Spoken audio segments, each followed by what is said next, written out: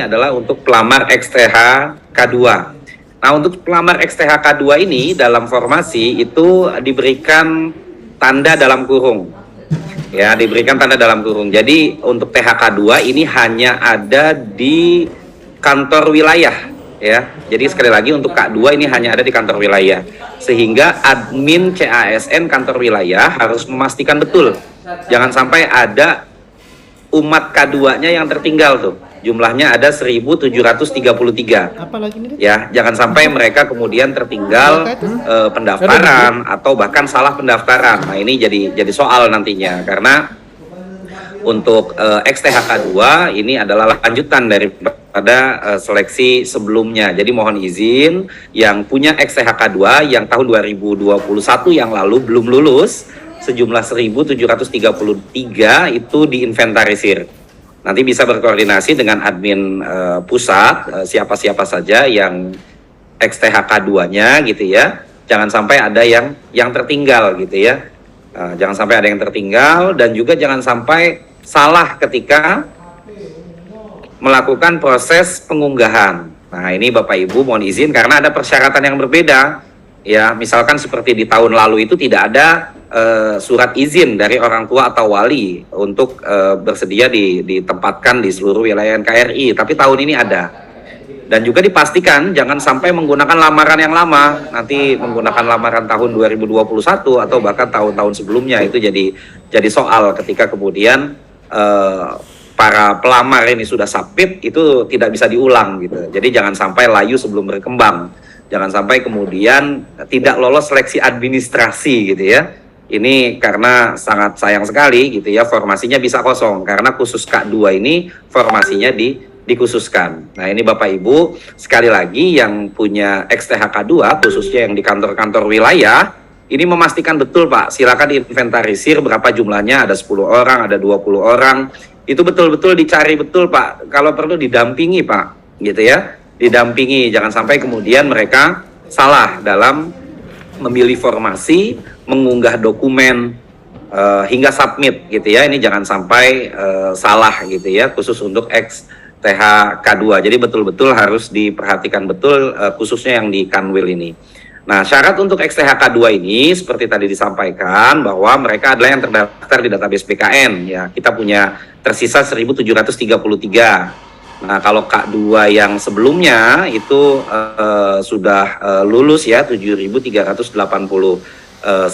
seperti itu, dan juga sudah mengikuti sudah diangkat, sudah juga mengikuti orientasi P3K di balai-balai dan juga sudah menerima gaji dan tunjangan gitu ya. Alhamdulillah sudah menerima gaji dan tunjangan untuk yang P3K sebelumnya. Nah, ini yang P3K yang XTHK 2 yang tersisa 1.733 sekali lagi mohon agar diberikan perhatian, didampingi gitu ya untuk pendaftaran jangan sampai salah dalam pendaftaran. Yang kedua adalah pelamar non ASN Kementerian Agama. Nah, ini seperti yang tadi disampaikan bahwa salah satu tujuan rekrutmen kita ini adalah sebagai bentuk upaya peta jalan penyelesaian non ASN.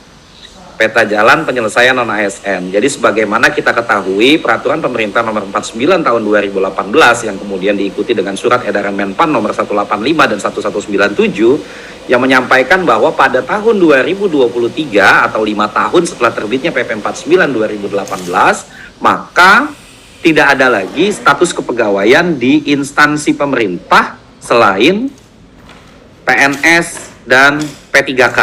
Nah, ini menjadi penting disampaikan karena sebagai salah satu upaya bahwa Kementerian Agama salah satu kementerian yang memiliki jumlah tenaga non ASN terbanyak di seluruh kementerian dan lembaga lainnya. Nah, ini Bapak Ibu yang kami hormati, ini kriteria yang kedua gitu ya adalah pelamar yang telah mengabdi gitu ya, telah mengabdi dan masih aktif bekerja di Kementerian Agama.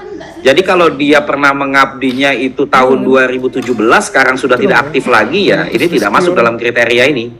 Gitu ya. Jadi kriterianya adalah telah mengabdi di Kementerian Agama dan masih aktif bekerja hingga sampai periode pendaftaran, artinya sampai dengan saat ini, seperti itu. Serta wajib memiliki pengalaman di bidang kerja yang relevan dengan jabatan fungsional yang dilamarnya sesuai dengan peraturan perundang-undangan. Kalau dia guru tentu harus punya pengalaman guru, kalau dia melamar penyuluh tentu dia harus punya pengalaman penyuluh, kalau dia adalah pelamar misalkan peralatan komputer maka dia harus memiliki pengalaman di bidang peralatan komputer dan seterusnya. Artinya jabatan atau pengalaman yang relevan dengan bidang jabatan yang dilamarnya. Jadi ini mohon izin kriterianya.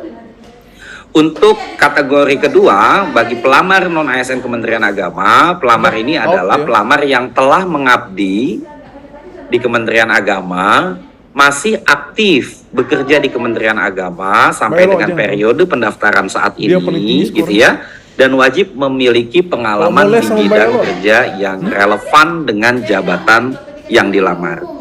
Bapak Ibu yang kami hormati, selanjutnya adalah pelamar lainnya atau pelamar umum, gitu ya. Kami menyebutnya pelamar lainnya adalah pelamar yang tidak termasuk dalam kriteria angka 1 dan angka 2 di atas, gitu ya. Namun demikian, wajib memiliki pengalaman di bidang kerja yang relevan dengan jabatan fungsional yang dilamar sesuai dengan peraturan perundang-undangan. Yang jadi pertanyaan adalah apa yang membuktikan bahwa dia itu memiliki pengalaman kerja. Kita bahas nanti di slide selanjutnya. Jadi sekali lagi Bapak Ibu, ini kami ulangi ya, karena dengan Zoom barangkali ketika kita berbicara sedang ditinggalkan ke belakang Zoom-nya atau jaringan koneksi internetnya kurang bagus, jadi kami ulangi.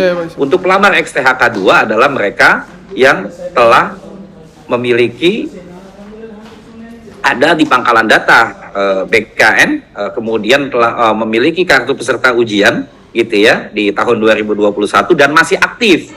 Nah, kalau sudah tidak aktif berarti tidak termasuk dalam kategori atau kriteria ini. Yang kedua adalah pelamar non-ASN telah mengabdi di Kementerian Agama dan masih aktif bekerja hingga sekarang gitu ya, periode pendaftaran dan memiliki pengalaman yang relevan dengan bidang jabatannya, serta selanjutnya adalah pelamar lainnya atau pelamar umum yang tidak masuk dalam kriteria nomor 1 dan nomor 2. Bapak Ibu yang kami hormati, selanjutnya